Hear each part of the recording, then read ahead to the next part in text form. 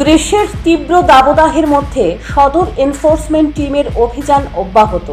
সূর্যমণিনগর আমতলী বাজার এলাকার দোকানগুলিতে অভিযান চালায় সদর মহকুমা শাসকের এনফোর্সমেন্ট টিম। শনিবার এই টিমের অভিযানে বেশ কিছু সাফল্য আসে। বেশ কয়েকটি দোকানে অভিযান চালিয়ে মেয়াদ উত্তীর্ণ কোল্ড ড্রিঙ্কস, চিপস ইত্যাদি বাজেয়াপ্ত করেছে। সেই সঙ্গে একটি হোটেলে অভিযান চালিয়ে ডোমেস্টিক সিলিন্ডার বাজেয়াপ্ত করা হয়েছে বলে জানিয়েছেন এক আধিকারিক। তিনি বলেন, দীর্ঘদিন ধরেই আধিকারিকদের কাছে খবর রয়েছে ত্রিপুরা কেন্দ্রীয় বিশ্ববিদ্যালয় সংলগ্ন এলাকার দোকানগুলিতে মেয়াদ উত্তীর্ণ জিনিস বিক্রি হচ্ছে। সেই মতো শনিবার আধিকারিকদের একটা টিম এই এলাকায় অভিযানে আসেন। অভিযান শুরু হতেই দেখা যায় বেশ কিছু দোকানে মেয়াদ উত্তীর্ণ কোল্ড ড্রিঙ্কস বিক্রি হচ্ছে, সেই সঙ্গে মেয়াদ উত্তীর্ণ আলু চিপস বিক্রি হচ্ছে।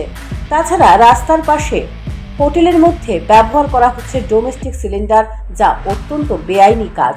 বাণিজ্যিক প্রতিষ্ঠানের জন্য বাণিজ্যিক সিলিন্ডার রয়েছে।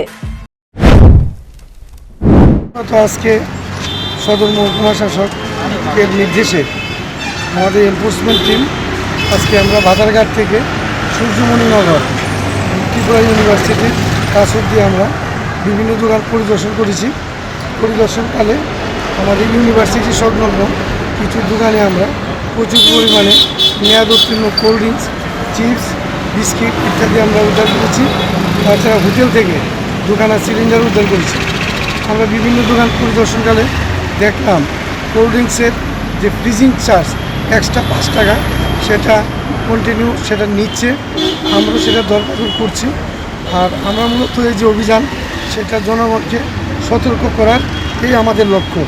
এর আগেও আপনারা জানেন, আমরা আশ্রম শ্রমণী সংলগ্ন একটা দোকানে আমরা ভিজিট করেছি। প্রচুর আমরা এক্সপায়ারি কোড পেয়েছিলাম। আজকে তাদের আইনি নোটিশ দেওয়া হয়েছিল, হিয়ারিং করেছি। মাননীয় মহকুমা শাসক ওনাকে 5,000 টাকা জরিমানা করেছে।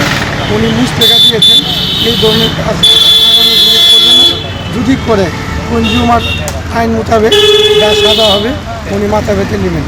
তো আজকে মাননীয় মহকুমা শাসকের নির্দেশে এই এলাকা আমরা পরিদর্শন করেছি। যা যা অসঙ্গতি পেয়েছি সবগুলি আমরা মহকুমা শাসকের নজরে নেব। আইন মোতাবেক যা করার উনি করবেন। মেয়াদ উত্তীর্ণ সমস্ত জিনিস বাজেয়াপ্ত করে সদর মহকুমা শাসকের কার্যালয়ে নিয়ে আসেন আধিকারিকেরা। সেই সঙ্গে সংশ্লিষ্ট দোকানীদের কারণ দর্শানোর নোটিশ দেওয়া হবে। তাদেরকে আর্থিকভাবে জরিমানা করা হতে পারে বলে জানিয়েছেন এনফোর্সমেন্ট টিমের আধিকারিক। Bureau report, news prime Tripura.